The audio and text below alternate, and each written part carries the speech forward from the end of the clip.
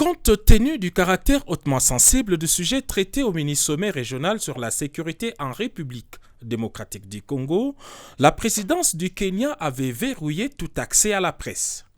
Après 4 heures d'échange entre le président Uhuru Kenyatta, Yoweri Museveni, Evariste Ndayishimiye, Félix-Antoine Tshisekedi Tshilombo et le ministre rwandais des Affaires étrangères représentant son président, le sommet quadripartite de Nairobi a pris un certain nombre de résolutions, dont la plus importante reste l'engagement de tous les chefs d'État de la communauté à se joindre et à soutenir les processus qui visent à mettre définitivement un terme à l'activisme des groupes armés locaux et étrangers en terre congolaise.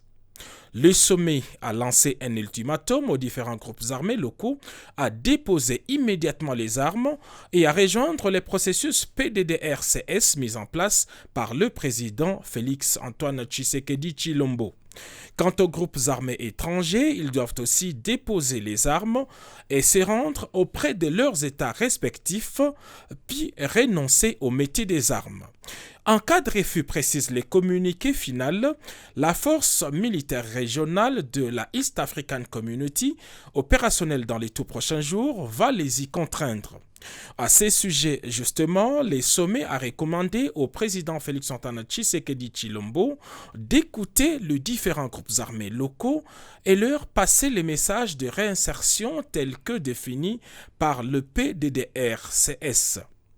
Pour prêcher par l'exemple, le président de la République, Félix-Antoine Tshisekedi Tshilombo, va rencontrer ce vendredi 22 avril ici à Nairobi au Kenya une dizaine de groupes armés actifs dans les provinces d'Ituri, Nord et Sud Kivu.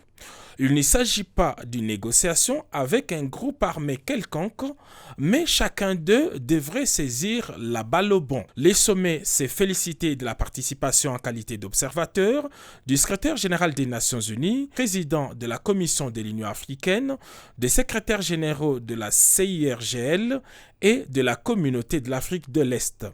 Les États-Unis d'Amérique et la France ont, eux, participé en qualité d'interlocuteurs bilatéraux.